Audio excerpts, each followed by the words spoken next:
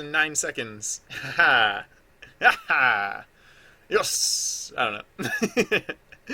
All right. So what do I want to do? Uh.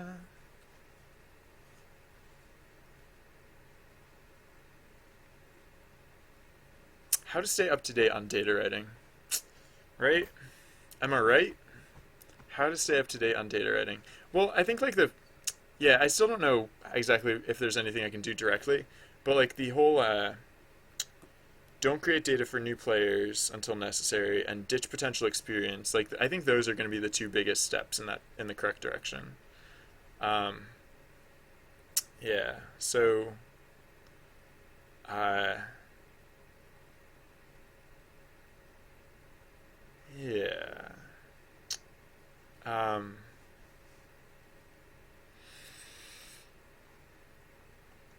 hmm yeah, what am I going to do with that? I mean it Yeah, so right now the system is like super fair. The system by which like those passive events, like everything's like super fair. I might I might tone them down slightly. Hmm. I might tone them down slightly. Like right now it's like they're worth like anywhere from 3 points to like 30 points. I might bring it down so like they're worth more like 1 point to like 10 points, like in that range. And then yeah. And then I might just like give them out like basically randomly, almost. Which is arguably less fair because like if I'm going literally randomly, then like I don't know. I could fall somewhere in between. Like I could instead of giving it like a passive points value that gets saved out every time the instead of giving out like a passive points value that gets saved out like at intervals, I could just instead like when players gain experience in this way, we have to write their data anyways. So maybe when players gain experience in this way, then we'll save out the timestamp for when they gained it, so that way we don't we don't like bombard like a single player with like too much. Um, so like if when we randomly choose our players, like if we accidentally pick players who have gotten like up to too great an amount, then we'll instead like select players who haven't instead. Because that would affect like roughly the same outcome, except with that would have like roughly the same outcome, except with fewer data, with less data writing. Because like the yeah, I mean the big thing that came out with from the test that I ran on Saturday was that I just needed a lot less data writing. I just wanted a lot less data writing. So uh, that could be good. And the whole yeah, don't create data for new players until necessary thing, like that. Just in general, like I just have to be a lot more sparing with data. I think is like the same the that's the lesson, the moral of the story. Um, so what do I feel like doing right now? On-screen GM dialogue. That's what I meant to work on today. This is like what I wanted to work on, but instead I gave myself like a million. Oh, switch multi to max actions. Yeah, that's actually. Well, I have the stopgap, which is fine for now. Yeah, so I don't have to do that immediately because like the other thing is like I'll have to change my event authoring, right? Oh, I should change. Well, no, I was gonna say I should change like the form. I should change the form so that's like how many are the max actions. Right or like right now because like excuse me, there's the where players can submit events, and right now it just asks if the event should be multi or not. I should change that to say like yeah. At some point I should change it to so that players. Well, I guess right now I'll just have it as like a basically like all the stuff that used to be multi, I'll just convert to max at the like what I'm doing now. Like the max actions will be equivalent to the number of total actions because that's like what multi does right now. And then yeah, and then for the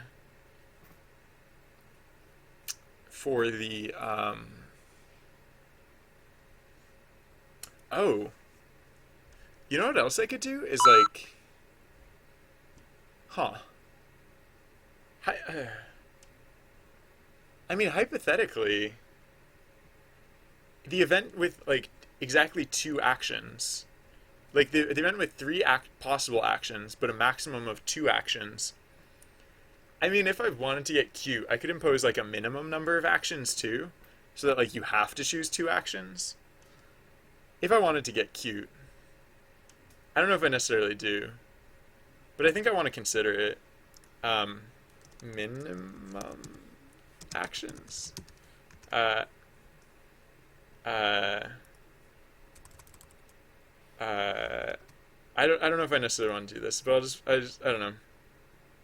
I like to come up with ways to kind of like put a spin on like the core gameplay, um, and that would be interesting in some ways because like if you have to choose multiple actions, then like it's a different way to like. We also like oh yeah, what does that do to events? So like actually the first thing I thought of was like event types 4 and 5, right? When you're trying to get balance, um, like event types 4 and 5 with multi are like almost trivial in some ways because like a single person can just choose all the actions and then like hey perfect balance. Um, uh, Alternately, if there was a number of minimum actions though, event types 2 and 3 would get like maybe impossible because like if there were oh whoa yeah no what would that do? No, that would become like almost impossible. So that's probably a bad idea, and I probably shouldn't do it. But I mean, I could just make it so that like there is that possibility, and maybe I just never use it on event types 2 and 3. At least not event types 2, because the thing is, with event types 2, if there were 3 actions and there were a minimum of 2 actions that you could take, um, then the best possible outcome is that everyone chooses one of the options, and half the people choose the third one of the other options, and half the people choose the other of the third options, because that'll give you a 75 25 25 split. No, 66. Sorry, it'll give you no, it'll give you a 66 33 33 split. No, what am I saying? A 50 25 25. Oh my gosh, wow. My brains there melting apparently. Wow, yeah, no, 50 25 25. That's like that is I think that would technically fail an event type 2. Yeah. You could literally just not complete an event type 2. Uh yeah. Um So yeah, I don't know. It's still something to think about though, because like I said, like what if it's a possibility, but it only works for like event types 4 and 5 or something, or event types 1 and 2. Excuse me, 0 and 1 too, right? Because like there's no harm in like actually I think like I don't know with event type 1, I think like that's like having a minimum number of actions is like kind of an interesting way to cut the probability. Like the event type 1 like the cricket race. I really like the cricket race because it's event type 1, so there is that randomness, but you can hedge your bets by like voting on by like picking two possible uh, actions and yeah okay I wasn't really going anywhere with that so yeah, prefabricate text plays. I wanted to do on-screen GM dialogue today, and I didn't. I just spent the whole day doing this one. Wow, I didn't think it was going to take nearly that long. But we did actually no. In fairness, we implemented like a bunch of systems that we didn't even know we wanted, but we love them already. No, um, How to stay up to date on data writing, prefabricate text plates in Action Dictionary. Yeah, so I will probably do the data writing stuff next, actually, just because I know how important it is. So I should so yeah, so probably I haven't seen this river bug is probably still happening, but I haven't seen it for a while, so I'm gonna move it down here, just to get it out of the way.